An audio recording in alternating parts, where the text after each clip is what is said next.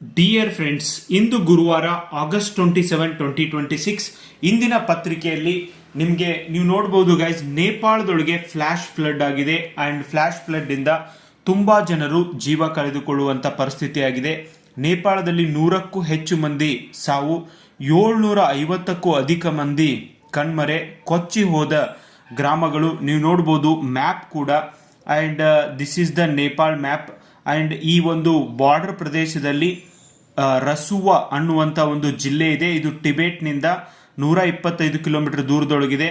ಇಲ್ಲಿ ಬುಧವಾರ ಬೆಳಿಗ್ಗೆ 9 ಗಂಟೆಗೆ ಸಡನ್ ಆಗಿ ಫ್ಲಡ್ ಆಗೈತಿ. ಓಕೆ, ಪ್ರವಾಹ ಬಂದೈತಿ.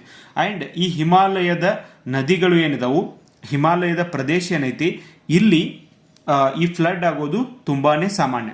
ಯಾಕೆ ಈ ಭಾರತದ ನೂರಾರು ಭಾರತೀಯರು ಕಾಣೆ ಆಗಿದ್ದಾರೆ ಅಂತ ಹೇಳ್ತಾರೆ ನೇಪಾಳದೊಳಗೆ ಹಿಂಗಾದ್ರೆ? ಯಾಕಂದ್ರೆ ಕೈಲಾಸ ಮಾನಸ ಸರೋವರ ಯಾತ್ರೆಗೆ ಹೋಗಿರ್ತಾರೆ ಈ ಮಂತ್ ಒಳಗೆ. ಹಿಂಗಾಗಿ ಭಾರತ ಮತ್ತು ಬೇರೆ ವಿದೇಶಿ ಪ್ರವಾಸಿಗರು ಕೂಡ ಇದ್ರೊಳಗೆ ಸಿಲುಕಿಕೊಂಡಿದ್ದಾರೆ. ಇದನ್ನ ಯಾವ ತರ ಓದಬೇಕು, ಯಾವ ತರ ಅರ್ಥ ಮಾಡ್ಕೋಬೇಕು, ಯಾವ ತರ ನಿಮಗೆ ಇವತ್ತಿನ ಎಕ್ಸಾಮ್ ಒಳಗೆ ಕ್ವಶನ್ ಬರ್ತದ, ನೀವು IAS ಎಕ್ಸಾಮಿಗೆ ಓದ್ತಿದ್ರು ಕೂಡ ನಿಮ್ಗೆ ಹೆಂಗ್ ಉಪಯೋಗ ಆಕೈತಿ, ಒಂದು ಸರ್ತಿ ಓದುವಾಗೆ ಡೀಟೇಲ್ ಆಗಿ ಓದುದ್ರಿಂದ ಇವತ್ತಿನ KEA ಪರೀಕ್ಷೆಗಳನ್ನ ಪಾಸ್ ಮಾಡ್ಬೋದು. ಬರೀ ಒನ್ ವರ್ಡಿನ ಓದಬೇಡ್ರಿ, ಅದರಿಂದ ಉಪಯೋಗ ಆಗೋದಿಲ್ಲ, ಅದರಿಂದ ಕ್ವಶನ್ ಕೇಳಾಕತ್ತಿಲ್ಲ. ಆಲ್ರೆಡಿ ನಿಮಗೆ ಎಕ್ಸ್ಪೀರಿಯನ್ಸ್ ಆಗಿರ್ತೈತಿ. ಬೇಸಿಕ್ ಇಂದ ಸ್ಟಾರ್ಟ್ ಮಾಡ್ತೀನಿ ನೋಡ್ರಿ. ನೇಪಾಳದ ರಾಜಧಾನಿ ಯಾವುದು? ಕಠ್ಮಂಡು. ನೇಪಾಳವನ್ನ ಲ್ಯಾಂಡ್ ಲಾಕ್ಡ್ ಕಂಟ್ರಿ ಅಂತ ಕರೀತಾರೆ. ಎದಕ್ಕಂದ್ರೆ ಇದಕ್ಕೆ ಯಾವುದೇ ರೀತಿಯಾದಂತ ಸಮುದ್ರದೊಂದಿಗೆ ಒಂದು ಗಡಿಯನ್ನ ಹೊಂದಿಲ್ಲ, ಸಂಬಂಧವನ್ನ ಹೊಂದಿಲ್ಲ. ಇಲ್ಲಿ ನೀವು ನೋಡಬಹುದು. ಓಕೆ, ಅದು ಆದ್ಮೇಲೆ ಉತ್ತರಕ್ಕೆ ಚೈನಾ ಐತಿ ಅಂಡ್ ಪೂರ್ವ ಪಶ್ಚಿಮ ದಕ್ಷಿಣಕ್ಕೆಲ್ಲ ಭಾರತನೇ ಐತಿ. Again you can see the map. ನೇಪಾಳದ ಉತ್ತರ ಭಾಗದಲ್ಲಿ ಹಿಮಾಲಯ ಪರ್ವತಗಳದಾವೆ. Very important guys. Himalayan state ಅಂತ ಕರಿತೀವಿ. ಹಿಮಾಲಯವನ್ನ ವಾಟರ್ ಟವರ್ ಆಫ್ ಏಷ್ಯಾ ಅಂತಾನೆ ಕರೀತಾರೆ. ನೇಪಾಳದಲ್ಲಿ ಪ್ರವಾಹ ಮತ್ತು ಭೂಕುಸಿತ ಹಾಗೂ ಭೂಕಂಪ ವೆರಿ ಕಾಮನ್. ಇವು ನೈಸರ್ಗಿಕ ಒಂದು ವಿಕೋಪಗಳ ಸಮಸ್ಯೆ ಅಲ್ಲಿದಾವೆ. ಈ ಬಾರಿ ಏನಾಗಿದೆ ನೋಡ್ರಿ, ಇಲ್ಲಿ ಹೇಳ್ತೀನಿ ನಿಮ್ಗ. ನೇಪಾಳದ ರಸುವಾ ಜಿಲ್ಲೆಯ ಟಿಬೆಟ್ ಗಡಿಯ ಸಮೀಪ ಘಟನೆ ಇದು ನಡೆದಿದೆ. ಹಿಮನದಿ, ವೆರಿ ಇಂಪಾರ್ಟೆಂಟ್. ಹಿಮನದಿ ದೊಡ್ಡ ಪ್ರಮಾಣದ ಹಿಮ, ಕಲ್ಲು ಮತ್ತು ಮಣ್ಣನ್ನ ಕೆಳಕ್ಕೆ ತೆಗೆದುಕೊಂಡು ಬಂದು ನದಿಯ ವ್ಯವಸ್ಥೆಗೆ ಅಡ್ಡಿಪಡಿಸ್ತದೆ. ಇದು ಆದ ನಂತರ ಈ ಅಪಾಯದ ಪ್ರಮಾಣದ ನೀರು ಬಂದ ನೀರ ಮತ್ತು ಕೆಸರ ಇವೆರಡೂ ಸೇರಿ ಒಂದೇ ಸರ್ತಿಗೆ ಬಂದ್ಬಿಟ್ಟವ್. ಇಲ್ಲಿ ನೋಡ್ರಿ, ನಾನು ಪಿಕ್ಚರ್ ತೋರ್ಸಾತೀನಿ. ಬರೀ ನೀರ್ ಅಷ್ಟೇ ಅಲ್ಲ, ಕೆಸರ. ಇಲ್ಲಿ ನೋಡ್ರಿ, ಮನಿ ಎಲ್ಲ ಹೆಂಗಾಗ್ಯಾವ. ಓಕೆ, ಹಿಮಾಲಯದ ಒಂದು ಪ್ರದೇಶದೊಳಗೆ ಇದು ಕಾಮನ್. ನಮ್ಮ ಉತ್ತರ ಖಂಡದೊಳಗೂ ಆಕೈತಿ. ಓಕೆ, ಇದರಿಂದ ಏನಾಗೈತಿ? ಫ್ಲಾಶ್ ಫ್ಲಡ್ ಆಗೈತಿ. ಫ್ಲಾಶ್ ಫ್ಲಡ್ ಅಂದ್ರೆ ಏನು ನೋಡ್ರಿ, ಜಾಗ್ರಫಿ ಒಳಗೆ ಬಹಳ ಇಂಪಾರ್ಟೆಂಟ್. ಬಹಳ ಕಡಿಮೆ ಸಮಯದಲ್ಲಿ ನೀರಿನ ಮಟ್ಟ ತೀವ್ರವಾಗಿ ಏರಿಕೊಂಡು ಅತ್ಯಂತ ವೇಗವಾಗಿ ಹರಿಯುವ ಪ್ರವಾಹ, ಇದನ್ನ ಫ್ಲಾಶ್ ಫ್ಲಡ್ ಅಂತ ಕರಿತೀವಿ. ನೆಕ್ಸ್ಟ್, ಹಿಮಾಲಯದಲ್ಲಿ ಹಿಮನದಿಗಳ ಪಾತ್ರ ಯಾವ ತರ ಇರ್ತೈತಿ ನೇಚರ್. ಹಿಮನದಿಗಳು ಏನೇನ್ ಮಾಡ್ತಾವ ಅಂದ್ರೆ ಹಿಮ ಸಂಗ್ರಹಿಸ್ತವೆ ಅಂಡ್ ನಿಧಾನವಾಗಿ ಕರಗ್ತವೆ ಅಂಡ್ ನದಿಗಳಿಗೆ ಇದೇ ನೀರನ್ನ ಹರಿಸ್ತವೆ, ನೀರು ಕೊಡ್ತವೆ. ಮತ್ತು ಕೆಳಭಾಗದ ಕೃಷಿ ಮತ್ತು ಮಾನವ ಜೀವನಕ್ಕೆ ನೀರನ್ನ ಈ ಹಿಮಾಲಯದ ನದಿಗಳು ಒದಗಿಸ್ತವೆ. ಬಟ್ ಸಮ್ ಟೈಮ್ ಏನಾಗುತ್ತೆ ಅಂದ್ರೆ ನದಿಗಳು ಚಾನಲ್ ಬದಲಾಯಿಸ್ತವೆ. ಓಕೆ, ಅವರು ಹೋಗುವಂತ ವೇನ ಬದಲಾಯಿಸಿದಾಗ ಏನಾಗುತ್ತೆ? Glacial lake out burst flood ಆಗುತ್ತೆ ಅಥವಾ ಲ್ಯಾಂಡ್ ಸ್ಲೈಡ್ ಆಗುತ್ತೆ, ಡಿಬ್ರೀಸ್ ಫ್ಲೋ ಆಗುತ್ತೆ. ಇದರಿಂದ ಸಡನ್ ಆಗಿ ಫ್ಲಾಶ್ ಫ್ಲಡ್ ಆಗುತ್ತೆ. ಓಕೆ, ನಿಮಗ ಈ PDF ನೋಟ್ಸ್, ಕಳೆದ 7 ತಿಂಗಳ ಪ್ರಚಲಿತ ಘಟನೆಗಳ PDF ನೋಟ್ಸ್ ಬೇಕು ಅಂದ್ರೆ ಮೆಸೇಜ್ ಹಾಕ್ರಿ. ಯಾರು ಫೋನ್ ಮಾಡಬೇಡ್ರಿ, ಮೆಸೇಜ್ ಹಾಕ್ರಿ. ನಿಮಗ ಈಗ ಆಗಸ್ಟ್ 30ನೇ ತಾರೀಕು ಅಂದ್ರ 8 ತಿಂಗಳ ನಿಮ್ಗೆ ಕರೆಂಟ್ ಅಫೇರ್ಸ್ ಸಿಗ್ತಾವು with Kannada and English medium, 2 ಮೀಡಿಯಂದೊಳಗೆ. ಓಕೆ, ನೆಕ್ಸ್ಟ್ ಕೈಲಾಸ ಮಾನಸ ಸರೋವರ ಯಾತ್ರೆದು ಒಂದು ಸ್ವಲ್ಪ ನೋಡೋಣ. ಇದು ಮೌಂಟ್ ಕೈಲಾಶ್ ಮತ್ತು ಲೇಕ್ ಮಾನಸ್ ಸರೋವರ ಟಿಬೆಟ್ ನಲ್ಲಿ ಇದಾವು. ಇಲ್ಲಿ ಬಹಳ ಜನ ಭಾರತೀಯರು ಹೋಗ್ತಾರ. ಭಾರತದಿಂದ ಪ್ರತಿ ವರ್ಷ ಕೈಲಾಸ ಮಾನಸ ಸರೋವರ ಯಾತ್ರೆಗೆ ಕೇಂದ್ರ ಸರ್ಕಾರವೇ ಕಳಿಸ್ತೈತಿ. 2 ಮಾರ್ಗದಿಂದ ಕಳಿಸ್ತೈತಿ. ಇವೆರಡು ಮಾರ್ಗವನ್ನು ಬಹಳ ಎಕ್ಸಾಮ್ನಾಗ ಕೇಳ್ಯಾರ, ನೀವು ನೆನಪಿಟ್ಕೊಳ್ರಿ. ಲಿಪು ಲೇಕ್ ಪಾಸ್ ಇದು ಉತ್ತರಾಖಂಡದೊಳಗೈತಿ. ನಟುಲಾ ಪಾಸ್ ಇದು ಸಿಕ್ಕಿಂ ಒಳಗೈತಿ. ಕೇಂದ್ರ ವಿದೇಶಾಂಗ ಸಚಿವಾಲಯ ಪ್ರತಿ ವರ್ಷ ಜೂನ್ ನಿಂದ ಆಗಸ್ಟ್ ನಲ್ಲಿ ಇಲ್ಲಿ ಯಾತ್ರಿಗಳನ್ನ ಕಳಿಸ್ತಾರೆ. ಈ ವರ್ಷ ಯಾತ್ರಿಗಳು ನೇಪಾಳದಿಂದ ಹೋಗ್ತಿರ್ತಾರೋ ಕೂಡ ಅಲ್ಲಿ ಈ ಒಂದು ಸಮಸ್ಯೆ ಆಗೈತಿ. ಧಾರ್ಮಿಕ ಮಹತ್ವ, ಮೌಂಟ್ ಕೈಲಾಸ ಐತ್ಲ ಹಿಂದೂಗಳಿಗೆ ಅತ್ಯಂತ ಪವಿತ್ರವಾದ ಒಂದು ಪ್ಲೇಸ್ ಆಗೈತಿ. ಭಗವಾನ್ ಶಿವನ ನಿವಾಸ ಆಗೈತಿ. ಆಮೇಲೆ ಇಲ್ಲಿ ಬೌದ್ಧ ಧರ್ಮ, ಜೈನ ಧರ್ಮ, ಇವನ್ ಬೋನ್ ಪರಂಪರೆ ಕೂಡ ಮಹತ್ವ ಹೊಂದೈತಿ. ಇದು ಐತ್ಲಾ ಏಷ್ಯಾದ 4 ನದಿಗಳ ಉಗಮ ಸ್ಥಾನ ಆಗೈತಿ ಮಾನಸ್ ಸರೋವರ್ ಲೇಕ್. ಓಕೆ, ಸಿಂಧು ನದಿ, ಸಟ್ಲೇಜ್ ನದಿ, ಬ್ರಹ್ಮಪುತ್ರ ನದಿ, ಕರ್ನಾಲಿ ಇದು ನೇಪಾಳದಿಂದ ಭಾರತದೊಳಗೆ ಹರಿತೈತಿ, ಭಾರತದೊಳಗೆ ಗಾಗ್ರಾ ಅಂತಾರೆ. ಓಕೆ, ಸೊ ಮಾನಸ್ ಸರೋವರ 4590 ಕಿಲೋಮೀಟರ್ ಮೀನ್ ಸಿ ಲೆವೆಲಿಂದ ಎತ್ತರದೊಳಗಿದೆ. ಈ ತರ ನೀವು ಓದಬೇಕು. Thank you. ಇಂದಿನ ಪ್ರಜಾವಾಣಿ ಪತ್ರಿಕೆಯಲ್ಲಿ ದುಷ್ಟ ವಿಚಾರಗಳು ದುಃಖಕ್ಕೆ ಮೂಲ ಕಾರಣ, ಗೌತಮ ಬುದ್ಧ ಅವರ ಸುಭಾಷಿತವನ್ನು ಕೊಟ್ಟಿದ್ದಾರೆ. ಎಂಥ ಸತ್ಯವಾದಂಥ ಮಾತು. ಆ್ಯಂಡ್ ಇವತ್ತಿನ ಎಡಿಟೋರಿಯಲ್ನಲ್ಲಿ ಮೆಕ್ಕಾ ಒಪ್ಪಂದ ಯಾರಿಗೆ ಲಾಭ ಅನ್ನುವಂಥ ಆರ್ಟಿಕಲ್ ಬಂದಿದೆ. ಇದು ಅಂತಾರಾಷ್ಟ್ರೀಯ ಸಂಬಂಧಗಳಿಗೆ ಸಂಬಂಧಪಟ್ಟಂತೆ ಇಂಪಾರ್ಟೆಂಟ್ ಆಗಿದೆ. ಆ್ಯಂಡ್ ಏನಿದು ಅನ್ನೋದನ್ನು ನಾನು ನಿಮಗೆ ಬೇಸಿಕ್ಕಿಂದ ಇದನ್ನು ಹೇಳ್ತೀನಿ ನೋಡಿ. ಆ್ಯಂಡ್ ಈ ಆರ್ಟಿಕಲ್ ಓದಬೇಕು ಅಂದರೆ ಕನಮಡಿ IAS ಆ್ಯಂಡ್ KAS ಈ ಒಂದು ಟೆಲಿಗ್ರಾಮ್ ಚಾನಲ್ಗೆ ನೀವು ಜಾಯಿನ್ ಆಗಬಹುದು. ಅಲ್ಲಿ ನಾ ಈ ಆರ್ಟಿಕಲ್ನ ಹಾಕಿರ್ತೀನಿ. ಸೌದಿ ಅರೇಬಿಯಾ, ಟರ್ಕಿ ಮತ್ತು ಪಾಕಿಸ್ತಾನ್ ಈ 3 ದೇಶಗಳ ನಡುವೆ ರೀಸೆಂಟ್ಲಿ ಮೆಕ್ಕಾದೊಳಗೆ ಒಂದು ಅಗ್ರಿಮೆಂಟ್ ಸೈನ್ ಆಗೈತಿ. ಅದನ್ನು ಮುಸ್ಲಿಂ ನ್ಯಾಟೋ ರೂಪದೊಳಗೆ ಬಹಳಷ್ಟು ಜನ ಅದನ್ನು ಹೇಳ್ತಿದ್ದಾರೆ ಅದೇ ಥರನೇ ಅಂತ. ಯಾಕೆ ಮುಸ್ಲಿಂ ದೇಶಗಳ ನ್ಯಾಟೋ ಅಂತ ಹೇಳ್ತಿದ್ದಾರೆ ಅಂದರೆ, ಈ 3 ದೇಶಗಳು ಏನು ಒಪ್ಪಂದಕ್ಕೆ ಸಹಿ ಹಾಕ್ಯಾವಲ್ಲ, ಅವು ಹೆಂಗಂದ್ರೆ ಒಂದು ದೇಶದ ಮೇಲೆ ಬೇರೆ ಯಾವುದಾರೆ ದೇಶ ಅಟ್ಯಾಕ್ ಮಾಡ್ತಾ ತಿಳಿರಿ, ಅದು 3 ದೇಶದ ಮೇಲೆ ಅಟ್ಯಾಕ್ ಮಾಡ್ದಂಗಂತೆ. ಓಕೆ, ಒಂದು ದೇಶದ ಮೇಲೆ ಯುದ್ಧ ಮಾಡಿದ್ರೆ ಈ 3 ದೇಶಗಳ ಮೇಲೆ ಯುದ್ಧ ಮಾಡದಂತೆ ಅಂತ. ಸೊ ಡೆಫಿನೆಟ್ಲಿ ಇದರಿಂದ ಭಾರತಕ್ಕೆ ಒಂದು ಮೆಸೇಜ್ನ ಕೊಡುವಂಥ ಉದ್ದೇಶದಿಂದನೂ ಕೂಡ ಇವರು ಮಾಡಿರ್ಬೋದು. ಇಂಥವು ಅನೇಕ ಬಾರಿ ಅಗ್ರಿಮೆಂಟ್ ಮಾಡ್ಕೊಂಡಿದ್ದಾರೆ 1970 ಒಳಗೆ, 82 ಒಳಗೆ. ಬಟ್ ಪಾಕಿಸ್ತಾನ್ ಅದು ಏನು ಹೇಳಿದು ಅದರ ಪ್ರಕಾರ ಅದು ಯಾವತ್ತೂ ನಿಂತಿಲ್ಲ, ನಡ್ಕೊಂಡಿಲ್ಲ. ಓಕೆ, ಸೊ ಅದರಿಂದ ಈ ಅಗ್ರಿಮೆಂಟ್ಗಳೆಲ್ಲ ಫೇಲ್ ಆಗಿದ್ದಾವೆ. ಆ್ಯಂಡ್ ಇಸ್ಲಾಮಿಕ್ ನ್ಯಾಟೋ ಅಂತಾನೆ ಇವತ್ತು ಇದಕ್ಕೆ ಕರಿತಿದ್ದಾರೆ. ಯಾಕೆ ಹಾಗೆ ಕರೀತಾರೆ ಅಂದರೆ, ನೇಟೋ ದೇಶಗಳು ಅಂತ ಏನದಾವಲ್ಲ, ಎಷ್ಟು ದೇಶಗಳದಾವು ಕಮೆಂಟ್ ಬಾಕ್ಸ್ ಒಳಗೆ ತಿಳಿಸ್ರಿ. ಒಂದನೇದು ನೇಟೋ ದೇಶಗಳು ಮೆಂಬರ್ ದೇಶಗಳು ಎಷ್ಟಿದಾವೆ ಅಂತ. ಆ ನೇಟೋ ಮೆಂಬರ್ ದೇಶಗಳು ಕೂಡ ಇದನ್ನೇ ಫಾಲೋ ಮಾಡ್ತಾರೆ. ಒಂದು ದೇಶದ ಮೇಲೆ ಯಾರಾದರೂ ಯುದ್ಧವನ್ನು ಸಾರಿದ್ರೆ ಎಲ್ಲ ಸದಸ್ಯ ದೇಶಗಳ ಮೇಲೆ ಯುದ್ಧವನ್ನು ಸಾರದಂತೆ. ಓಕೆ, ಈಗ ನೀವು ನೋಡ್ಬೋದು ಇರಾನ್, ಇಸ್ರೇಲ್, ಅಮೆರಿಕ ಈ ದೇಶಗಳ ನಡುವೆ, ಆಮೇಲೆ ಇಸ್ರೇಲ್ ಪ್ಯಾಲೆಸ್ತೈನ್ ಅಂತ ಯಾವತ್ತೂ ಜಗಳ ಇರ್ತದೆ. ಸೊ ಈ ಒಂದು ಸಂದರ್ಭದಲ್ಲಿ ಈ ಥರ ಅಗ್ರಿಮೆಂಟ್ ಸೈನ್ ಮಾಡಿದ್ದು ಭಾರತದ ಮೇಲೆ ಏನಾದರೂ ಪ್ರಭಾವ ಬೀರ್ತದ ಅಂತ ಕೇಳಿದಾಗ ಇವ್ರು ಸೊಲ್ಯೂಷನ್ ಹೇಳ್ತಾರೆ. 2030 ಹೊತ್ತಿಗೆ ನಾವೇನು ಬೇರೆ ದೇಶಗಳ ಮೇಲೆ ಪೆಟ್ರೋಲ್ ಮತ್ತು ಡೀಸೆಲ್ ಸಂಬಂಧ ಡಿಪೆಂಡೆಂಟ್ ಅದೇವಲ್ಲ, ಅದನ್ನು ಕಡಿಮೆ ಮಾಡಬೇಕು. 2030 ಹೊತ್ತಿಗೆ ಇದನ್ನು ಕಡಿಮೆ ಮಾಡಬೇಕು. ಆಮೇಲೆ ಸೌದಿ ಅರೇಬಿಯಾ ಬಿಟ್ಟು ಅದರ ಮತ್ತಷ್ಟು ಗಲ್ಫ್ ರಾಷ್ಟ್ರಗಳದಾವಲ್ಲ, ಅಗಲ್ ಬಗಲ್ ದೇಶಗಳೇನದಾವಲ್ಲ, ಆ ದೇಶಗಳೊಂದಿಗೆ ನಾವು ಉತ್ತಮ ಸಂಬಂಧವನ್ನು ಹೊಂದಿರಬೇಕು. ಉದಾಹರಣೆಗೆ UAE, ಕತಾರ್, ಬಹರೇನ್, ಕುವೈತ್, ಓಮಾನ್ ಅಂತ ದೇಶಗಳೊಂದಿಗೆ ಸಂಬಂಧವನ್ನು ಗಟ್ಟಿಯಾಗಿ ಇಟ್ಕೋಬೇಕು, ಒಳ್ಳೆಯ ಸಂಬಂಧವನ್ನು ರೂಪಿಸಬೇಕು. ಸೊ ಈ ಮೆಕ್ಕಾ ಒಪ್ಪಂದದಿಂದ ಭಾರತಕ್ಕೆ ಅಷ್ಟೊಂದೇನು ಥ್ರೆಟ್ ಪಾಕಿಸ್ತಾನ ಏನು ಕುತಂತ್ರ ಮಾಡಿದರೂ ಕೂಡ ಇವತ್ತಿನ ಭಾರತಕ್ಕೆ ಸೊ ಹಾರ್ ಮಾಡೋದು ಅಷ್ಟೊಂದು ಈಸಿ ಅಲ್ಲ. ಆಮೇಲೆ ರಾಜತಾಂತ್ರಿಕವಾಗಿಯೂ ಕೂಡ ಇವತ್ತು ಭಾರತ ತುಂಬಾ ಪವರ್ಫುಲ್ ಆಗಿದೆ. ಆ್ಯಂಡ್ ಇಷ್ಟೆಲ್ಲ ಸಮಸ್ಯೆಗಳಿದ್ರು, ಇಷ್ಟೆಲ್ಲ ಯುದ್ಧಗಳಾದರೂ ಕೂಡ ಇರಾನ್ ನಮಗೆ ಸ್ಟ್ರೇಟ್ ಆಫ್ ಹಾರ್ಮುಜನ್ನು ಉಪಯೋಗ ಮಾಡಕ್ಕೆ ಕೊಟ್ಟೈತಿ. ಇರಾನ್ ಪೆಟ್ರೋಲ್ ಡೀಸೆಲ್ನ ಕಳಿಸ್ತಾ ಇದೆ, ಮತ್ತು ಇರಾನ್ ಇಂಡಿಯನ್ ರುಪಿ ಒಳಗೆ ಪೇಮೆಂಟ್ನ ಸ್ವೀಕಾರ ಮಾಡುತ್ತೆ. ಸೊ ಈ ಥರ ಎಲ್ಲ ಇರೋದ್ರಿಂದ ಸೊ ನೆರೆಯ ದೇಶಗಳೊಂದಿಗೆ ಉತ್ತಮ ಸಂಬಂಧವನ್ನು ಹೊಂದಿದ್ರೆ ಈ ಸೌದಿ ಅರೇಬಿಯಾ, ಟರ್ಕಿ, ಪಾಕಿಸ್ತಾನದಿಂದ ನಮಗೇನೂ ಆಗಬೇಕಾಗಿಲ್ಲ. And we have to focus on that ಅಂತ ಈ ಆರ್ಟಿಕಲಲ್ಲಿ ಹೇಳ್ತೆ ಗೈಸ್. ಇದುವೇ ಮೆಕ್ಕಾ ಒಪ್ಪಂದ. ಸೊ ಮೆಕ್ಕಾ ಒಪ್ಪಂದದ ಪ್ರಕಾರ ಒಬ್ಬರ ಮೇಲೆ ಅಟ್ಯಾಕ್ ಮಾಡಿದರೆ ಒಟ್ಟರು ಸೇರಿ ಆ ದೇಶಗಳ ಮೇಲೆ ಅಟ್ಯಾಕ್ ಮಾಡ್ದಂಗೆ. ಓಕೆ, ಸೊ ಈವನ್ ಬೇರೆ ದೇಶದೊಂದಿಗೆ ಯುದ್ಧ ಮಾಡಲಿಕ್ಕೂ ಕೂಡ ಇವರೆಲ್ಲ ಸಪೋರ್ಟ್ ಮಾಡ್ತಾರಂತೆ. ಸೊ ಅದಕ್ಕೆ ಈ ಅಗ್ರಿಮೆಂಟ್ನ ಮಾಡಿದ್ದಾರೆ. Thank you. ಡಿಯರ್ ಫ್ರೆಂಡ್ಸ್, ನೋಡಿ 2047ಕ್ಕೆ ಭಾರತಕ್ಕೆ ಸ್ವತಂತ್ರ ಬಂದು 100 ವರ್ಷಗಳು ತುಂಬುತ್ತವೆ. ಇಂಥ ಒಂದು ಸಂದರ್ಭದಲ್ಲಿ ಭಾರತವನ್ನು ಒಂದು ಅಭಿವೃದ್ಧಿ ಹೊಂದಿದ ದೇಶ, ವಿಕಸಿತ ಭಾರತ ಮಾಡಬೇಕು ಅನ್ನೋದು ನಮ್ಮ ಭಾರತೀಯರಾದಂಥ ಎಲ್ಲರ ಒಂದು ಇಚ್ಛೆ ಕೂಡ ಆಗಿದೆ, ಮತ್ತು ನಮ್ಮ ಪ್ರೈಮ್ ಮಿನಿಸ್ಟರ್ ಅವರ ಟಾರ್ಗೆಟ್ ಕೂಡ ಆಗಿದೆ. ಫ್ರೆಂಡ್ಸ್ ನೋಡಿ, ದೇಶದಲ್ಲಿ ಯುವಜನ ಪಡೆಯುವ ಶಿಕ್ಷಣ ಮತ್ತು ಅವರು ಹೊಂದಿರುವ ಕೌಶಲ್ಯಗಳು ಮತ್ತು ಉದ್ಯೋಗದ ಮಾರುಕಟ್ಟೆಯ ನಡುವೆ ತೀವ್ರ ಅಂತರ ಇದೆ ಅಂತ ನೀತಿ ಆಯೋಗದ ವರದಿ ಹೇಳ್ತಾ ಇದೆ. 8.25% ಯುವಜನರು ಮಾತ್ರ ತಮ್ಮ ಶೈಕ್ಷಣಿಕ ಅರ್ಹತೆಗೆ ತಕ್ಕಂತೆ ಉದ್ಯೋಗವನ್ನು ಪಡೆದಿದ್ದಾರೆ. ಇವತ್ತು ನಾವು ಓದೋದಕ್ಕೂ ನಾವು ತೆಗೆದುಕೊಳ್ಳುವಂಥ ಉದ್ಯೋಗಕ್ಕೂ ಯಾವುದೇ ರೀತಿಯಾದಂಥ ಸಂಬಂಧ ಇರುವುದಿಲ್ಲ.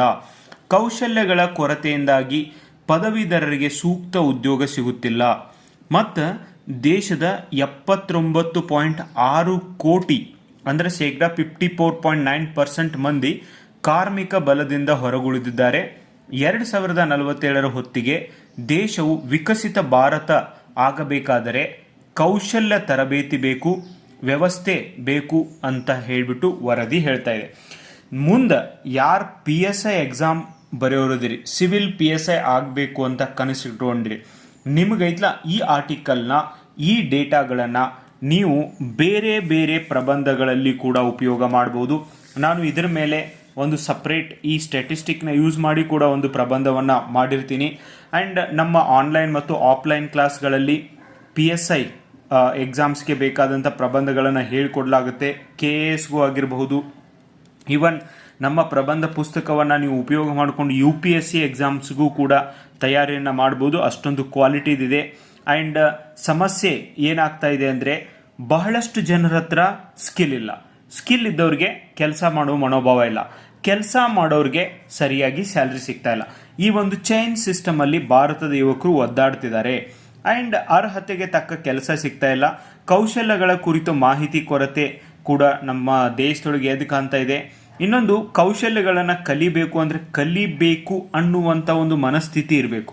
ಇವತ್ತಿನ ಜಂಜಿಗಳು ಅದೇ ಮೊಬೈಲ್ ಒಳಗೆ ಬಿದ್ದು ಇಡೀ ದಿನ ಇರ್ತಾರೆ ಹೊರತು ಅದೇ ವಿಡಿಯೋಗಳನ್ನ ಮಾಡಲಿಕ್ಕೆ ಏನಾದರೂ ನಾನು ಕೂಡ ವಿಚಾರ ಮಾಡ್ಬೋದಾ ಅಂತ ಯಾರೂ ಕೂಡ ಭಾಳ ಜನ ವಿಚಾರ ಮಾಡೋದಿಲ್ಲ. ಇವತ್ತು ಕೆಲವೊಂದಿಷ್ಟು ಜನ ಮಾಡ್ತಿದ್ದಾರೆ. ಕೌಶಲ್ಯ ತರಬೇತಿ is very very important. Everything it has to be started from scratch ಇಂದನೇ ಸ್ಟಾರ್ಟ್ ಮಾಡಬೇಕು. ಆ್ಯಂಡ್ ಈವನ್ ಮಹಿಳಾ ಒಂದು ಸುಧಾರಣೆ ಆಗಬೇಕು. ಮಹಿಳಾ ಒಂದು ಕಾರ್ಮಿಕರಲ್ಲಿ ಸುಧಾರಣೆ ಆಗಬೇಕು. ಶೇಕಡಾ 3% ಮಹಿಳೆಯರಿಗೆ ಮಾತ್ರ ಉದ್ಯೋಗ. ವಿಕಸಿತ ಭಾರತ ಸಾಧನೆಗೆ ಈ ಒಂದು ದೇಶವನ್ನು ಅಭಿವೃದ್ಧಿ ಹೊಂದಿದ ದೇಶವನ್ನಾಗಿ ಮಾಡುವಲ್ಲಿ ಮಹಿಳೆಯರ ಪಾತ್ರ ಕೂಡ ಭಾಳ ಇಂಪಾರ್ಟೆಂಟ್ ಆಗೈತಿ. ಆ್ಯಂಡ್ 71% ಆಫ್ ದಿ ಮಹಿಳೆಯರು ಏನದಾರಲ್ಲ ನಮ್ಮ ದೇಶದಾಗ ಅವರೆಲ್ಲರೂ ಕೂಡ ಔಪಚಾರಿಕ ಉದ್ಯೋಗದೊಳಗೆ ಭಾಗಿಯಾಗ್ತಾ ಇರೋದನ್ನು ಕಾಣ್ತೀವಿ. ಕೌಶಲ್ಯ ಇದ್ದರೆ ವೇತನ ಕೂಡ ಹೆಚ್ಚಳ. ಆ್ಯಂಡ್ ಕೌಶಲ್ಯ ಇದ್ದವ್ರಿಗೆ ಡಿಮ್ಯಾಂಡೇ ಬೇರೆ ಇರುತ್ತೆ ಆ್ಯಂಡ್ ವೇತನ ಕೂಡ ಹೆಚ್ಚಿಗೆ ಸಿಗುತ್ತೆ. ಬಟ್ ಕೌಶಲ್ಯ ಕಲೀಲಿಕ್ಕೆ ಕಷ್ಟಪಡಲಿಕ್ಕೆ ಬಹಳಷ್ಟು ಜನ ರೆಡಿ ಇಲ್ಲ. ಓಕೆ, ದೇಶದೊಳಗಿರೋದೇ 2 ಕೋಟಿ ನಿರುದ್ಯೋಗಿಗಳು. ಸೊ ಓಕೆ, ಆಮೇಲೆ 29.2 ಕೋಟಿ ಕೃಷಿಯಲ್ಲಿ ತೊಡಗಿದವರು ಆ್ಯಂಡ್ 34.2 ಕೋಟಿ ಕೃಷಿಯೇತರ ಉದ್ಯೋಗದಲ್ಲಿ ತೊಡಗಿದವರು. ಓಕೆ, ನಿರುದ್ಯೋಗಿಗಳ ಸಂಖ್ಯೆ ವರ್ಷದಿಂದ ವರ್ಷಕ್ಕೆ ಹೆಚ್ಚಿಗೆನೇ ಆಗ್ತಿದೆ. ಆ್ಯಂಡ್ ಕಾರ್ಮಿಕರ ಬಲ, ಆಮೇಲೆ ಇಲ್ಲಿ ನೋಡ್ಬೋದು ಉನ್ನತ ಶಿಕ್ಷಣ ಪಡೆದವರು ಎಷ್ಟದಾರ, ಪ್ರೌಢಶಾಲಾ ಶಿಕ್ಷಣ ಎಷ್ಟದಾರ, ಹಿರಿಯ ಪ್ರಾಥಮಿಕ ಶಾಲೆಗೆ ಎಷ್ಟು ಜನ ಹೋಗ್ಯಾರ. ಆ್ಯಂಡ್ ವರದಿ ಹೇಳ್ತೈತಿ ಇದನ್ನು ಇಂಪ್ರೂವ್ಮೆಂಟ್ ಮಾಡಬೇಕು ಅಂದರೆ ಕೆಲವೊಂದಿಷ್ಟು ಶಿಫಾರಸುಗಳನ್ನ ಮಾಡೈತಿ. ನೀವು ಇದನ್ನು ಸ್ಕ್ರೀನ್ಶಾಟ್ ತೊಗೋಬೋದು ಗೈಸ್. ಆ್ಯಂಡ್ ಈ ಆರ್ಟಿಕಲ್ನು ಕೂಡ ಹಾಕಿರ್ತೀನಿ. ನಾ ಇವ್ಕೂರ್ನೆಲ್ಲವನ್ನು ಕೂಡ ನಾನು ನೋಟ್ಸ್ ಒಳಗೂ ಕೂಡ ನೋಟ್ ಮಾಡಿರ್ತೀನಿ. ಬಿಕಾಸ್ ನಿಮಗೆ ಪ್ರಬಂಧ ಬರೀಲಿಕ್ಕೆ ದೇಶದ ಬಗ್ಗೆ ಪ್ರಾಪರ್ ಆದಂಥ ಡೇಟಾವನ್ನು ಹೊಂದಲಿಕ್ಕೆ ಈ ಆರ್ಟಿಕಲ್ ಹೆಲ್ಪ್ ಆಗುತ್ತೆ guys. Thank you. Dear friends, 2026 ಕರ್ನಾಟಕದಲ್ಲಿ ಸುದ್ದಿ ಇರುವಂಥ ರಾಯಭಾರಿಗಳು ನಿಮಗೆ ಅಪ್ಕಮಿಂಗ್ ಎಕ್ಸಾಮ್ಸಲ್ಲಿ ನಿಮಗೆ ಇದರ ಮೇಲೆ ಪ್ರಶ್ನೆಗಳು ಬರಬಹುದು. ಮೈಸೂರು ಸ್ಯಾಂಡಲ್ ಸೋಪ್ ಇದರ ಕಾಂಟ್ರವರ್ಸಿ ಕೂಡ ಆಗಿತ್ತು. ಇದರ ರಾಯಭಾರಿಯನ್ನಾಗಿ ತಮನ್ನಾ ಭಾಟಿಯಾ, ಬಾಲಿವುಡ್ ಆಕ್ಟ್ರೆಸ್ ತಮನ್ನಾ ಭಾಟಿಯಾ ಅವರನ್ನ ಆಯ್ಕೆ ಮಾಡಿದ್ದಾರೆ. ಕರ್ನಾಟಕದ ಆಕ್ಟ್ರೆಸ್ನ ಆಯ್ಕೆ ಮಾಡುವಂತ ಒಂದು ಕಾಂಟ್ರವರ್ಸಿ ಆಗಿತ್ತು. ನೆಕ್ಸ್ಟ್, ನಂದಿನಿ, ಇದಕ್ಕೆ ಸುಧಾರಾಣಿ ಅವರನ್ನ ಆಯ್ಕೆ ಮಾಡಲಾಗಿದೆ. ನೆಕ್ಸ್ಟ್, ಕರಾವಳಿ ಮಲೆನಾಡು ಪ್ರವಾಸೋದ್ಯಮ, ಇದಕ್ಕೆ ರಿಷಬ್ ಶೆಟ್ಟಿ ಅವರನ್ನ ಆಯ್ಕೆ ಮಾಡಲಾಗಿದೆ. ಪುಣ್ಯಕೋಟಿ ದತ್ತು ಯೋಜನೆಗೆ Kichcha Sudeep. And wonders of Karnataka Ramesh Aravind ಅವರನ್ನ ಇದಕ್ಕೆ ರಾಯಭಾರಿಯನ್ನಾಗಿ ಮಾಡಲಾಗಿದೆ. ಋತುತಾರೆ ಯೋಜನೆ, ಇದಕ್ಕೆ ರಮ್ಯಾ ಅವರನ್ನ ರಾಯಭಾರಿಯನ್ನಾಗಿ ಮಾಡಲಾಗಿದೆ. ನೀರು ಇದ್ದರೆ ನಾಳೆ, ಇದನ್ನ ಆಲ್ರೆಡಿ ಪ್ರಶ್ನೆ ಕೂಡ ಕೇಳಿದರೆ ವಶಿಷ್ಠ ಸಿಂಹ ಅವರನ್ನ ಆಯ್ಕೆ ಮಾಡಲಾಗಿದೆ. ಕರ್ನಾಟಕದ ಹವಾಮಾನ ರಾಯಭಾರಿಯನ್ನಾಗಿ ಉಪೇಂದ್ರ ತ್ರಿಪಾಠಿ. ಆಮೇಲೆ 2026 ಜನಗಣತಿಯ ರಾಯಭಾರಿಯಾಗಿ, ಇದು important guys, Sudarshan Patnaik. Okay, ಅವರು ಮರಳಿನಲ್ಲಿ ಚಿತ್ರ ಬಿಡಿಸ್ತಾರಲ್ಲ ಅವರು.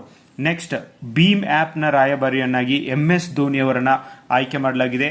ಸೊ ಇದು ಇಷ್ಟು ಇಂಪಾರ್ಟೆಂಟ್ ಆದಂಥ ಒಂದು ಫ್ಯಾಕ್ಚುವಲ್ ಥಿಂಗ್ಸ್ನ ನಾನು ಹೇಳಿದ್ದೀನಿ.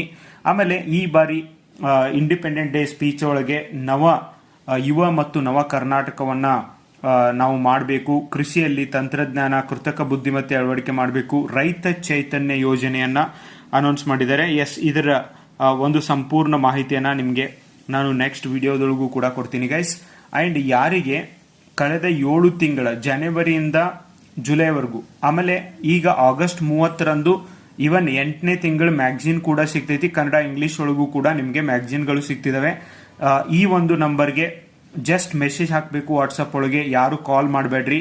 ಇದ್ರ ಜೊತೆಗೆ Karnataka economic survey Kannada and English ಮೀಡಿಯಂದೊಳಗೆ ಯಾರು KAS ಓದೋರಿದಿರಲ್ಲ, ನಿಮಗೆ ಪ್ರಿಲಿಮ್ಸ್ಗೆ ಮತ್ತು ಮೇನ್ಸ್ಗೆ ಯಾವ ಥರ ಎಕನಾಮಿಕ್ ಸರ್ವೆ ಮೇಲೆ ಕ್ವಶನ್ ಬರ್ತಾವೆ ಮತ್ತು ಅದ್ರ ಸಿನಾಪ್ಸಿಸ್ ಓಕೆ ಕಂಪ್ಲೀಟ್ ಈಗಿನ ಮಾದರಿಯೊಳಗೆ. ನೆಕ್ಸ್ಟ್ ಇನ್ನು central government and state government ಯೋಜನೆಗಳು ಕನ್ನಡ ಮತ್ತು English medium with MCQs prelims come mains ಯಾವ ತರ ನೀವು ಅದನ್ನ ಓದಬೇಕು ಅಂತ. ಅದು ಆದ್ಮೇಲೆ ನಿಮಗೆ ಪಂಚಾಯಿತಿ ರಾಜ್ ಯಾರ್ಯಾರು VAO ಎಕ್ಸಾಮ್ ಓದಾತಿರಿ ಇನ್ನೊಂದು ವಾರ ತಡೀರಿ, ನಿಮಗೆ ಇವೆಲ್ಲ ನೋಟ್ಸ್ ಸಿಗ್ತಾವ್. VAO ಎಕ್ಸಾಮ್ ಓದಾತವ್ರಿಗೆ panchayati raj with MCQs okay. ನಿಮಗೆ MCQs ಹೆಂಗ ಈ KE ಹೆಂಗ್ ಕ್ವಶನ್ ಕೊಡ್ತದ ನೋಡ ಅದ್ರ ಮ್ಯಾಗ. ನೆಕ್ಸ್ಟ್ ಲ್ಯಾಂಡ್ ರಿಫಾರ್ಮ್ಸ್ ಭೂ ಸುಧಾರಣೆಗಳು ಅದರ ಜೊತೆಗೆ MCQs ಇವತ್ತಿನ ಒಂದು KE ಮಾದರಿಯಲ್ಲಿ ನಿಮಗೆ MCQs. ಆಮೇಲೆ ನೀವು ಎಲ್ಲ ತಗೊಂಡ್ರೆ ನಿಮ್ಮ ಪ್ಯಾಕೇಜ್ ಅಲ್ಲಿ ಮಿಷನ್ ಯುದ್ಧ ಅಭ್ಯಾಸ ಟೆಸ್ಟ್ ಸೀರೀಸ್ದು ಕ್ವಶನ್ ಪೇಪರ್ನು ಕೂಡ ನಿಮಗೆ ರಿಯಾಯಿತಿ ದರದೊಳಗೆ ಕೊಡ್ತದೆ. ಇವೆಲ್ಲವೂ ಕೂಡ ಬರ್ತಾ ಇದಾವೆ. ಅಂಡ್ ಮುಂಬರುವಂತ ಎಲ್ಲಾ ಎಕ್ಸಾಮ್ಸ್ಗೂ PSI KAS VAO FDA SDA group C whatever exams are there, ಇವು ನಿಮಗೆ ತುಂಬಾ ತುಂಬಾ ಉಪಯೋಗ ಆಗ್ತವೆ.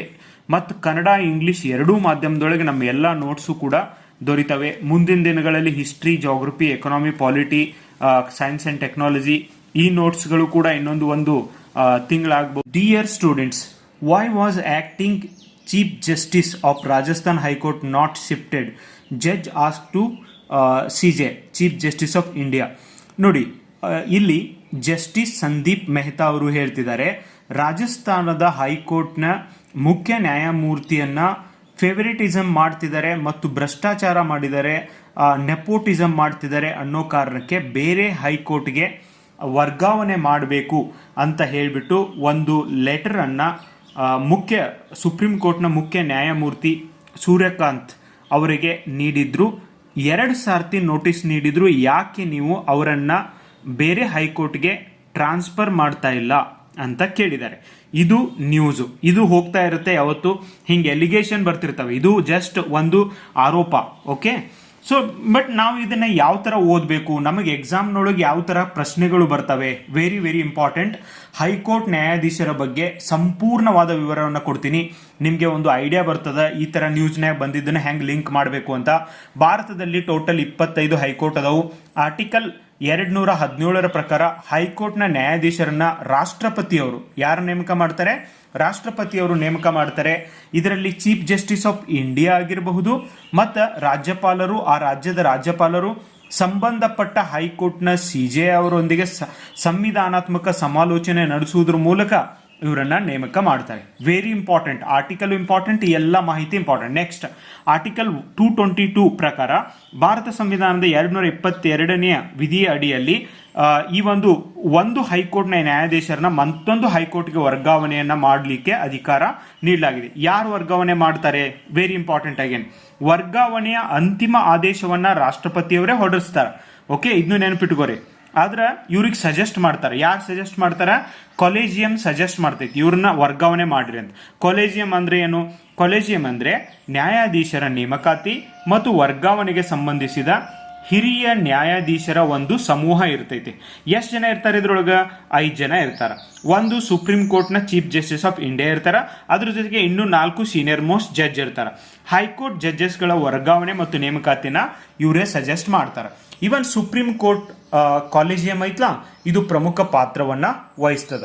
ನೆಕ್ಸ್ಟ್ ಹೈಕೋರ್ಟ್ ನ್ಯಾಯಾಧೀಶರನ್ನ ವರ್ಗಾವಣೆ ಮಾಡುವ ಮೂಲ ಉದ್ದೇಶ ಏನು? ಈಗ ವರ್ಗಾವಣೆ ಸಂಬಂಧನೇ ಇದು ನ್ಯೂಸ್ ಒಳಗೈತಿ. ನ್ಯಾಯಾಂಗದ ಸ್ವತಂತ್ರ ಕಾಪಾಡುವುದು. ಭಾಳ ವರ್ಷಗಟ್ಟಲೆ ಒಬ್ಬರು ಒಂದೇ ಹೈಕೋರ್ಟ್ ಒಳಗಿದ್ರೆ ಇನ್ಫ್ಲುಯೆನ್ಸ್ ಮಾಡುವಂಥ ಚಾನ್ಸ್ ಇರ್ತದೆ. ನೆಕ್ಸ್ಟ್ ನ್ಯಾಯಾಂಗದ ಆಡಳಿತ ಸುಧಾರಣೆ ಮಾಡುವ ಉದ್ದೇಶದಿಂದ. ನೆಕ್ಸ್ಟ್ ಸಾರ್ವಜನಿಕ ಹಿತಾಸಕ್ತಿ, ಇದು ಮೋಸ್ಟ್ ಇಂಪಾರ್ಟೆಂಟ್ ಗೈಸ್. ಕೆಲವೊಂದಿಷ್ಟು ಕಡೆ ಸಾರ್ವಜನಿಕರೇ ಅರ್ಜಿ ಹಾಕ್ತಿದ್ದಾರೆ. ವಿವಿಧ ಹೈಕೋರ್ಟ್ಗಳಲ್ಲಿ ನ್ಯಾಯಾಂಗದ ಸಮತೋಲನ ಕಾಪಾಡಲಿಕ್ಕೂ ಕೂಡ ವರ್ಗಾವಣೆ ಮಾಡ್ತಾರೆ. ನ್ಯಾಯದ ಆಡಳಿತವನ್ನು ಉತ್ತಮಗೊಳಿಸುವ ಕಾರಣಕ್ಕಾಗೂ ಕೂಡ ಇವರು ವರ್ಗಾವಣೆಯನ್ನ ಮಾಡ್ತಾರೆ. ಇನ್ನು ಕೆಲವೊಂದಿಷ್ಟು ಫ್ಯಾಕ್ಟ್ಸ್ನ ನಾನು ನಿಮಗೆ ಹೇಳ್ತೀನಿ, ನೆನಪಿಟ್ಕೋರಿ. ಕೆಲವೊಂದಿಷ್ಟು ಪ್ರಶ್ನೆನೂ ಹೇಳ್ತೀನಿ, ಅವಕ್ಕೆ ಆನ್ಸರ್ ಕೂಡ ಮಾಡ್ರಿ. ಹೈಕೋರ್ಟ್ ನ್ಯಾಯಾಧೀಶರ ನಿವೃತ್ತಿ ವಯಸ್ಸು ಎಷ್ಟೈತಿ? 62 ವರ್ಷ ವಯಸ್ಸೈತಿ. ಯಾರ್ದಿದು? ಹೈಕೋರ್ಟ್. ಸುಪ್ರೀಂ ಕೋರ್ಟ್ದು 65 ವರ್ಷ. ಓಕೆ, ಇಂಪಾರ್ಟೆಂಟ್ ಗೈಸ್ ಇದು. ಆರ್ಟಿಕಲ್ 117 ಹೈಕೋರ್ಟ್ ಜಡ್ಜಸ್ ಅಪಾಯಿಂಟ್ಮೆಂಟ್ ಬಗ್ಗೆ ಹೇಳ್ತದೆ. 222 ಹೈಕೋರ್ಟ್ ಜಡ್ಜಸ್ ಟ್ರಾನ್ಸ್ಫರ್ ಬಗ್ಗೆ ಹೇಳ್ತದೆ. 223 ಆಕ್ಟಿಂಗ್ ಚೀಫ್ ಜಸ್ಟಿಸ್ ಬಗ್ಗೆ ಹೇಳ್ತದೆ. ಓಕೆ, ಆ್ಯಂಡ್ 124 ಸುಪ್ರೀಂ ಕೋರ್ಟ್ನ ನ್ಯಾಯಾಧೀಶರ ಬಗ್ಗೆ ಹೇಳ್ತದೆ.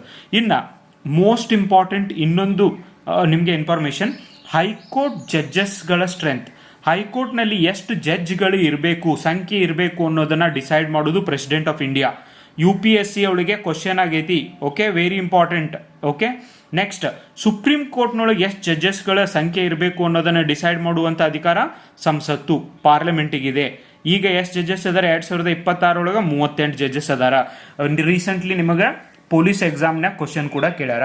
ನೀವು ಒಂದು ವಿಷಯವನ್ನ ಈ ತರ ಡೀಟೇಲ್ ಆಗಿ ಓದಿದ್ರೆ ನೀವು ಯಾವ ಬೇಕಾದ ಎಕ್ಸಾಮ್ ಪಾಸ್ ಮಾಡ್ತೀರಿ. ಇವತ್ತಿನ KE ಎಕ್ಸಾಮ್ಗೆ ಈ ಥರ ಓದೋ ಅವಶ್ಯಕತೆ ಐತಿ. ನಿಮಗೆ ಇದ್ರ PDF ಬೇಕಂದ್ರೆ 7892086178 ಈ ನಂಬರ್ಗೆ ಜಸ್ಟ್ ಮೆಸೇಜ್ ಹಾಕಬೇಕಾ, ವಾಟ್ಸಪ್ಪಲ್ಲಿ ಮೆಸೇಜ್ ಹಾಕ್ರಿ. ಆ್ಯಂಡ್ ಈಗ ನಮ್ಮ ಹತ್ರ 7 ಮಂತ್ಸಿನ PDF ಅದಾವು. 30th of Augustಗೆ 8ನೇ ತಿಂಗಳು, ಈ ತಿಂಗಳದು ಕೂಡ ಸಿಗ್ತದೆ. Kannada, English, economic survey and state central government scheme ಅವೆಲ್ಲವೂ ಕೂಡ 30ನೇ ತಾರೀಕು ಸಿಗ್ತಾವೆ. ಈಗ 7 ತಿಂಗಳ ಕರೆಂಟ್ ಅಫೇರ್ಸ್ಗೆ ಇದಕ್ಕೆ ಮೆಸೇಜ್ ಹಾಕಿದರೆ ಸಾಕು, 229 rupees ಆಗುತ್ತೆ. ಅದನ್ನು ನಿಮಗೆ PDF ರೂಪದಲ್ಲಿ ಕಳಿಸ್ತದೆ. Thank you. ಡಿಯರ್ ಫ್ರೆಂಡ್ಸ್, ನೋಡಿ, ಇಂದಿನ ಪ್ರಜಾವಾಣಿಯಲ್ಲಿ ಹುಬ್ಬಳ್ಳಿ ಸೇರಿ 11 ವಿಮಾನ ನಿಲ್ದಾಣಗಳ ಖಾಸಗೀಕರಣ, ವೆರಿ ವೆರಿ ಇಂಪಾರ್ಟೆಂಟ್ ಆದಂಥ ಒಂದು ಆರ್ಟಿಕಲ್ಲು. ಸೊ 11 ವಿಮಾನ ನಿಲ್ದಾಣಗಳು ನೀವು ನೋಡ್ಬೋದು. ಅಮೃತ್ಸರ್, ಕಾಂಗ್ರಾ, ವಾರಣಾಸಿ, ಗಯಾ, ಕುಶಿನಗರ, ಭುವನೇಶ್ವರ, ರಾಯಪುರ, ಔರಂಗಾಬಾದ್, ಓಕೆ, ತಿರುಚಿರಾಪಳ್ಳಿ ಆ್ಯಂಡ್ ತಿರುಪತಿ ವಿಮಾನ ನಿಲ್ದಾಣಗಳು ಸೇರಿ 8,600 ಕೋಟಿ ಹೂಡಿಕೆ ಮಾಡಲಿವೆ ವಿವಿಧ ಕಂಪನಿಗಳು. 50 ವರ್ಷಗಳ ಅವಧಿಗೆ ಗುತ್ತಿಗೆಯನ್ನು ನೀಡ್ತಿದ್ದಾರೆ. ಇದನ್ನ ಬಹಳ ಸಿಂಪಲ್ ಆಗಿ ಬೇಸಿಕ್ ಇಂದ ನಾನು ನಿಮಗೆ ನನ್ನ ನೋಟ್ಸ್ ಅನ್ನ ತೋರಿಸ್ತೀನಿ. ನೀವು ಯಾವುದರೇ KE ಓದ್ರಿ, KS ಓದ್ರಿ ಅಂಡ್ ಎನಿ ಕಾಂಪಿಟೇಟಿವ್ ಎಕ್ಸಾಮ್ ಓದ್ರಿ, ಈ ತರ ಡೀಟೇಲ್ ಆಗಿ ನೀವು ಓದಿದ್ರೆ ನಿಮ್ಮ ಮಾರ್ಕ್ಸ್ ಮಿಸ್ ಆಗ್ಲಿಕ್ಕೆ ಸಾಧ್ಯನೇ ಇಲ್ಲ. ಈ ಒಂದು ನೋಟ್ಸ್ ಒಳಗೆ ಕರೆಂಟ್ ಅಫೇರ್ಸ್ ಇದೆ, ಬೇಸಿಕ್ ಇದೆ, GKನೂ ಇದೆ. ಸೊ ಹಿಂಗಾಗಿ ನಿಮಗೆ ಈ ತರ ನೋಟ್ಸ್ ಎಲ್ಲಿ ಸಿಗೋದಿಲ್ಲ. ಫಸ್ಟ್ಗೆ ಖಾಸಗೀಕರಣ ಎಂದರೇನು? ವೆರಿ ವೆರಿ ಸಿಂಪಲ್ ಕ್ವಶನ್ಸ್ಗೆ ಆನ್ಸರ್ ಮಾಡ್ತಾ ಹೋಗೋಣ. ಖಾಸಗೀಕರಣ ಎಂದರೆ ಸರ್ಕಾರದ ಒಡೆತನ ಅಥವಾ ನಿರ್ವಹಣೆಯಲ್ಲಿರುವ ಒಂದು ಸಂಸ್ಥೆನೂ ಆಗಿರಬಹುದು ಅಥವಾ ಯಾವುದೋ ಒಂದು ಆಸ್ತಿನೂ ಆಗಿರಬಹುದು. ಒಡೆತನ ಅಥವಾ ನಿರ್ವಹಣೆ ನಿಯಂತ್ರಣವನ್ನ ಖಾಸಗಿ ವಲಯದವರಿಗೆ ಬಿಟ್ಕೊಡುವಂತ ಒಂದು ವ್ಯವಸ್ಥೆನ ಖಾಸಗೀಕರಣ ಅಂತ ಕರಿತೀವಿ. ಫಾರ್ ಎಕ್ಸಾಂಪಲ್, ರೈಲ್ವೆ ಐತಿಗ, ರೈಲ್ವೆ ಸರ್ಕಾರದ ಕೈಯೊಳಗಿದೆ. ಅದಕ್ಕೆ ಪ್ಲಾಟ್ಫಾರ್ಮ್ ಟಿಕೆಟ್ 10 ರೂಪಾಯಿ 15 ರೂಪಾಯಿ ಇರುತ್ತೆ. ನಾಳೆ ಪ್ರೈವೇಟ್ದವ್ರಿಗೆ ಬಿಟ್ಕೊಡ್ಲಿ, ಪ್ಲಾಟ್ಫಾರ್ಮ್ ಟಿಕೆಟ್ 50 ರೂಪಾಯಿ ಮಾಡಿಡ್ತಾರೆ ಅವರು.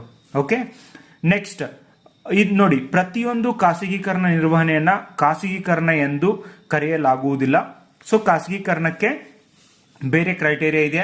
ಅಂಡ್ ಇವತ್ತು ನೋಡಿ, ಸರ್ಕಾರಿ ಮತ್ತು ಖಾಸಗಿ ವಲಯದ ನಡುವಿನ ವ್ಯತ್ಯಾಸ. ಯಾಕೆ ಖಾಸಗೀಕರಣಕ್ಕೆ ನಾವು ಹೆಚ್ಚು ಮಹತ್ವವನ್ನು ಕೊಡ್ತಿದ್ದೀವಿ? 1990 ಆದ್ಮೇಲೆ ಎಕನಾಮಿಕ್ ರಿಫಾರ್ಮ್ಸ್ ಅಂತ ಏನ್ ಕರಿತೀವಿ, ಆರ್ಥಿಕ ಸುಧಾರಣೆಗಳು ಅಂತ ಏನ್ ಕರಿತೀವಿ, ಅದು ಆದ್ಮೇಲೆ ಈ ಪ್ರೈವೇಟೈಸೇಷನ್, ಓಕೆ, ಖಾಸಗೀಕರಣ ಹೆಚ್ಚಾಗಿದ್ದನ್ನ ಕಾಣ್ತೀವಿ. ಏನೇನು ಅಂಶಗಳಿರ್ತಾವೆ, ಆಮೇಲೆ ಸರ್ಕಾರದ ವಲಯದೊಳಗೆ ಹೆಂಗಿರ್ತೈತಿ, ಖಾಸಗಿ ವಲಯದೊಳಗೆ ಹೆಂಗಿರ್ತೈತಿ. ಮಾಲೀಕತ್ವ ಸರ್ಕಾರದ ವಲಯದೊಳಗೆ ಸರ್ಕಾರದೇ ಇರ್ತೈತಿ, ಇಲ್ಲಿ ಒಬ್ಬ ವ್ಯಕ್ತಿ ಅಥವಾ ಕಂಪನಿದ ಇರ್ತೈತಿ. ಇನ್ನೊಂದು ಉದ್ದೇಶ ಏನಿರ್ತೈತಿ, ಸಾರ್ವಜನಿಕ ಸೇವೆ ಮಾಡೋದು ಸರ್ಕಾರಿ ಉದ್ದೇಶ. ಖಾಸಗಿ ಅವ್ರದ್ದು ಏನಿರ್ತೈತಿ, ಲಾಭ ತಗೋಬೇಕು, ಸೇವೆನೂ ಕೊಡಬೇಕು.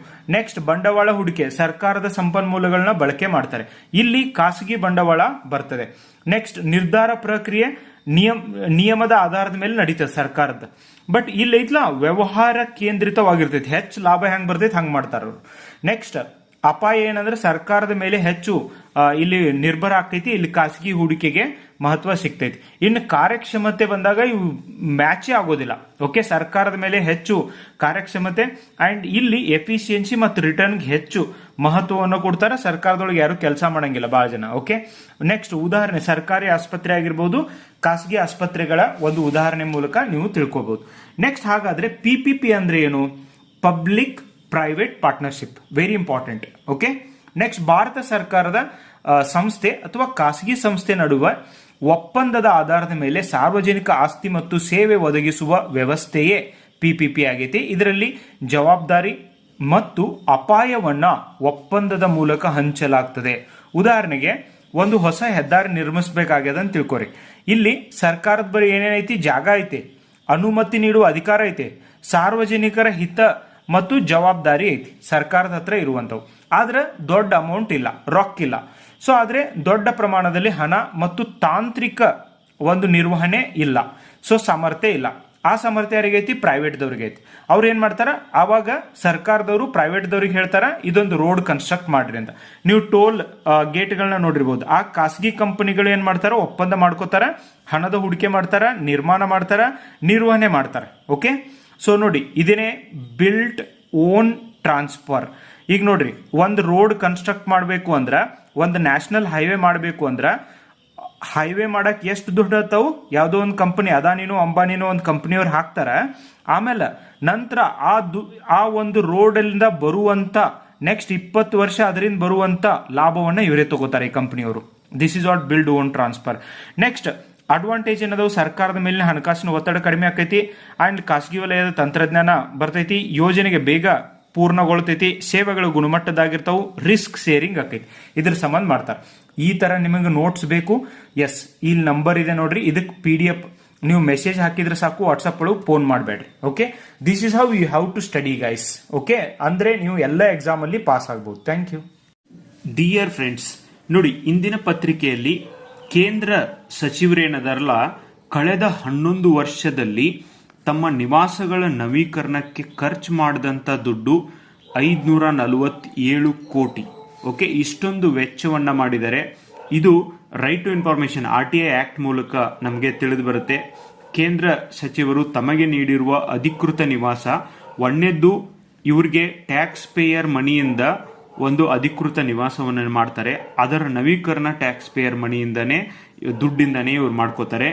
ಇದು ಬರೀ ಕೇಂದ್ರ ಸರ್ಕಾರದಲ್ಲ, ರಾಜ್ಯ ಸರ್ಕಾರದೊಳಗೂ ಕೂಡ ಕೋಟ್ಯಾಂತರ ರೂಪಾಯಿ ಖರ್ಚು ಮಾಡಿ ಈ ಮನೆಗಳನ್ನ ನವೀಕರಣ ಮಾಡ್ತಿದ್ದಾರೆ. ಬಟ್ ನೀವು ಹೇಳ್ರಿ, 5-6 ಲಕ್ಷ ಇವರಿಗೆ ಸ್ಯಾಲ್ರಿ ಕೊಟ್ಟ ಮತ್ತು ನವೀಕರಣಕ್ಕೆ ಯಾಕೆ, ಮತ್ತು ಇವರು ಮನಿ ಕೊಟ್ಟ, ಅಷ್ಟು ಸ್ಪೇಸ್ ಕೊಟ್ಟ ಯಾಕೆ ಇಷ್ಟೊಂದು ಹಣ ಖರ್ಚು ಮಾಡಲಿಕ್ಕೆ ಅಲೋ ಮಾಡಬೇಕು? ಆಮೇಲೆ ಇವರು ಹೇಳೋದೇ ಬೇರೆ, ಬಟ್ ಇಲ್ಲಿ ಮಾಡ್ತಾ ಇರೋದೇ ಬೇರೆ. ಸೊ ಕಳೆದ 11 ವರ್ಷಗಳಲ್ಲಿ 547.68 ಕೋಟಿ ರೂಪಾಯಿ ಖರ್ಚಾಗಿದೆ. ಅಂಡ್ ಈಗ ಐತ್ಲಾ, ರೀಸೆಂಟ್ ಪಾಸ್ಟ್ ಆಗಂತೂ ಇದು ಆನ್ ಆನ್ ಎವರೇಜ್ ಒಬ್ಬ ಮಂತ್ರಿ 1.2 ಕೋಟಿ ಬರೇ ನವೀಕರಣಕ್ಕೆ ಖರ್ಚು ಮಾಡಿದ್ದಾರೆ. ಅಂಡ್ 70ರಿಂದ 72 ರಾಜ್ಯ ಸಚಿವರು ಕೂಡ ಇದ್ದಾರೆ. ಅಂಡ್ 2026-27 ಮಾಹಿತಿ ಕೊಟ್ಟಿಲ್ಲ ಇನ್ನು. ಇದು ಕೇಂದ್ರ ಸರ್ಕಾರದೊಳಗೆ ಅಲ್ಲ, ಅಷ್ಟೇ ಅಲ್ಲ, ಮೊನ್ನೆ ಸರ್ಕಾರ ಚೇಂಜ್ ಆದ್ಮೇಲೆ ಮಂತ್ರಿಗಳಿಗೆ ಹೊಸ ಇನೋವಾ ಕ್ರಿಸ್ಟಾ ಅಂಡ್ ಹೊಸ ಬಂಗ್ಲೆ, ಅದ್ರ ಜೊತೆಗೆ ನವೀಕರಣದ ಖರ್ಚು ವೆಚ್ಚವನ್ನ ಸರ್ಕಾರ ಯಾಕೆ ಭರಿಸಬೇಕು? ಅಂಡ್ ಎಲ್ಲಿವರೆಗೂ ಇಲ್ಲಿನ ನಾಗರಿಕರು ಈ ಪ್ರಶ್ನೆಯನ್ನ ಕೇಳುವುದಿಲ್ಲ. ಬಿಕಾಸ್ ನೀವು ವೋಟ್ ಹಾಕಿ ನೀವೇ ಆಯ್ಕೆ ಮಾಡಿ ಕಳಿಸಿರುವಂತ ನಾಯಕ ನಿಮ್ ಸಂಬಂಧ ಕೆಲಸ ಮಾಡಬೇಕು, ಅಥವಾ ಈ ತರ ದುಂದು ವೆಚ್ಚಗಳನ್ನ ಮಾಡಿ ಜನರಿಗೇನು ಸಿಗದೆ ಆಗೋರು ಮಾಡಬೇಕು. ಬಿಕಾಸ್ ಇವತ್ತು ನಮ್ಮ ಬಹುತೇಕ ಶಾಲೆಗಳಲ್ಲಿ ಬೇಸಿಕ್ ಕಮ್ಯುನಿಟಿ ಸೌಲಭ್ಯಗಳಿಲ್ಲ, ಟೀಚರ್ಸ್ಗಳಿಲ್ಲ ಅಲ್ಲಿ. ಓಕೆ, ಇಷ್ಟೆಲ್ಲ ಸಮಸ್ಯೆಗಳಿದಾವೆ. ಅವುಗಳ ಬಗ್ಗೆ ಒತ್ತು ಕೊಟ್ಟು ಅಂಡ್ ರೋಡ್ಗಳಲ್ಲಿ ಗುಂಡಿ ಬಿದ್ದಿದ್ದನ್ನು ಯಾರೂ ಕೇರ್ ಮಾಡೋದಿಲ್ಲ. ಬಟ್ ಅವ್ರ ಮನೇನ ಎಷ್ಟು ಚೆನ್ನಾಗಿ ರಿನೋವೇಟ್ ಮಾಡ್ತಿದ್ದಾರೆ. ಅಂಡ್ ಇಷ್ಟು ದುಡ್ಡು ಖರ್ಚು ಮಾಡಿ ಮನೆಗಳನ್ನು ರಿನೋವೇಟ್ ಮಾಡುವ ಅವಶ್ಯಕತೆ ಇದೆಯಾ? What is your opinion regarding this? ಇದ್ರ ಬಗ್ಗೆ ನೀವು ಕೂಡ ಕಮೆಂಟ್ ಬಾಕ್ಸ್ ಒಳಗೆ ತಿಳಿಸ್ರಿ. ಇದು ಕರ್ನಾಟಕದೊಳಗೂ ಇದೆ ಅಂಡ್ ಕೇಂದ್ರದೊಳಗೂ ಕೂಡ ಇರುವಂತ ಸಮಸ್ಯೆ ಆಗಿದೆ. Thank you.